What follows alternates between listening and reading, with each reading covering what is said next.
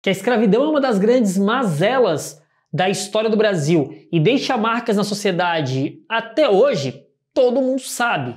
Ou pelo menos deveria saber, né? O que muitos não sabem é que existiam escravos no Brasil que pertenciam e trabalhavam para o Estado, os chamados escravos da nação. Meu nome é Dalton, sou professor e hoje eu tenho essa história para contar.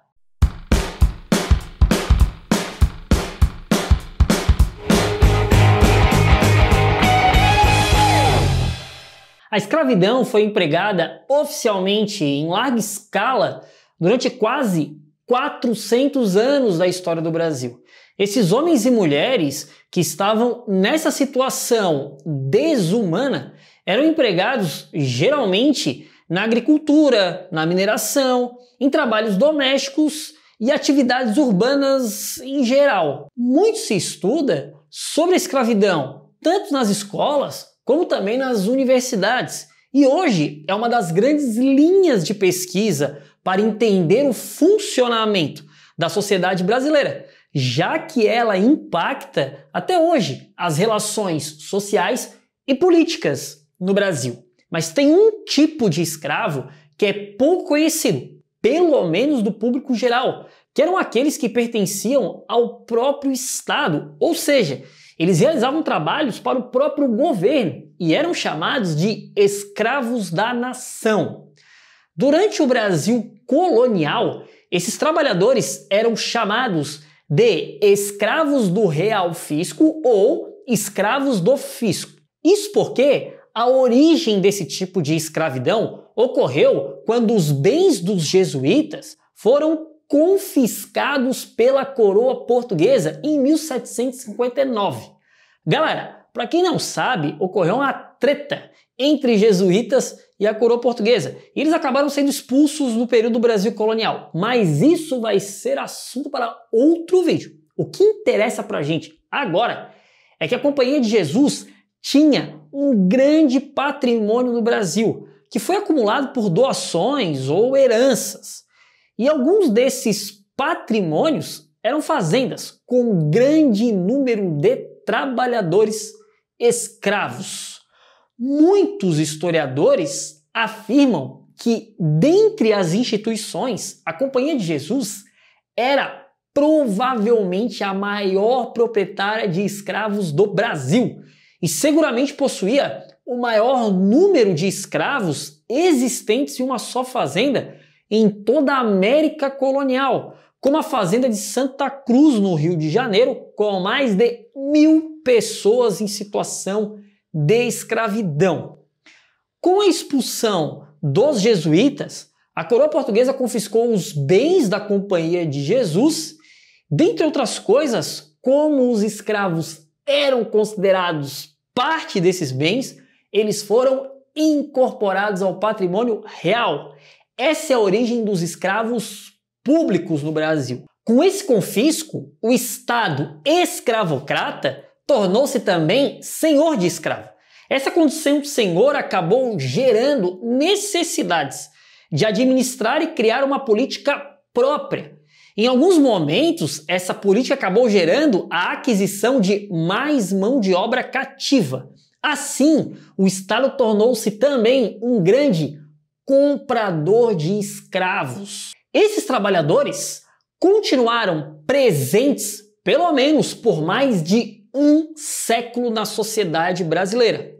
E com o Império, eles passaram a ser denominados de escravos nacionais ou, o nome mais comum, escravos da nação.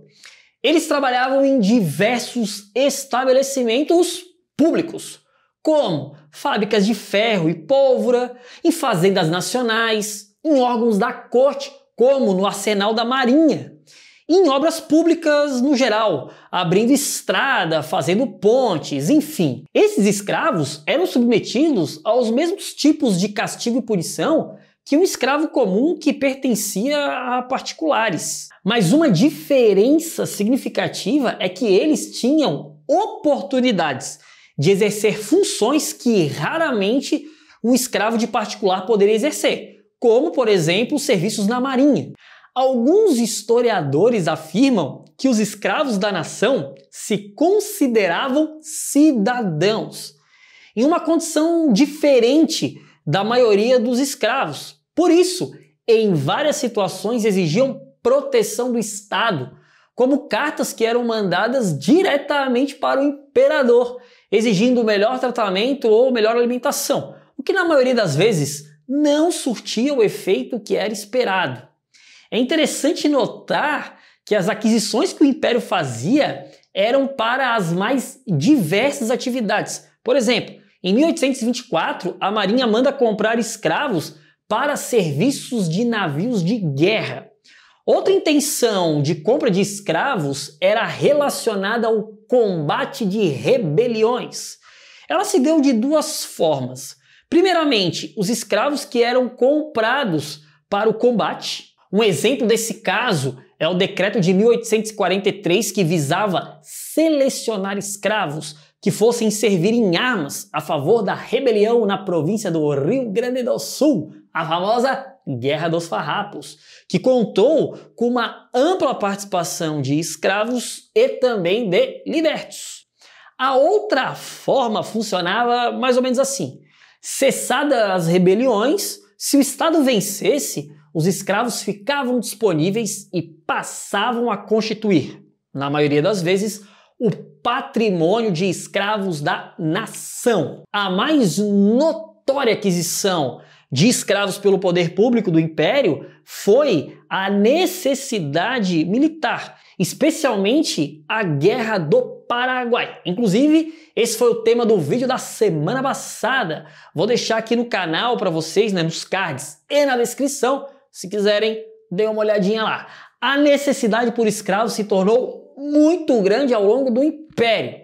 E quando a compra dessa mão de obra não supria essa demanda, o governo chegava a alugar escravos de outros senhores. Outra forma de suprir essa necessidade de mão de obra ocorreu em 1850, quando foi estabelecida a famosa Lei Eusébio de Queiroz, que proibiu o tráfico atlântico de escravos, ou seja, não poderia mais chegar africanos para servir de mão de obra. Isso quer dizer que não chegava mais depois dessa lei? Óbvio que não, né, galera? Estamos falando de Brasil. O governo, então, começa a fiscalizar com mais afinco esses desembarques ilegais. O traficante era punido e os africanos apreendidos ficavam sob a tutela do Império por 14 anos. Teoricamente seriam emancipados depois desse tempo, inclusive com a possibilidade de retorno à África. Mas, na prática, muitos acabaram servindo ao Estado e também a particulares por tempo indeterminado. Legalmente, não eram considerados escravos, mas as condições muitas vezes eram piores que a dos cativos. Com a pressão do movimento abolicionista no Brasil, esses escravos foram finalmente libertados pela famosa Lei do Ventre Livre de 1871, que além de libertar o ventre, regulou a alforria, estabeleceu um fundo de emancipação, também impôs a primeira matrícula geral dos escravos residentes do Brasil e, finalmente, libertou os últimos escravos da nação. Mas não foi uma liberdade completa, pois a lei garantia ainda por 5 anos a condição escrava sob a supervisão do governo. Galera, é isso. Espero que vocês tenham gostado do vídeo. Não se esquece de comentar e deixar aquele like, Isso ajuda demais o canal. E me siga também nas redes sociais, Twitter e Instagram. Vou ficando por aqui. Espero vocês no próximo vídeo. Valeu, galera!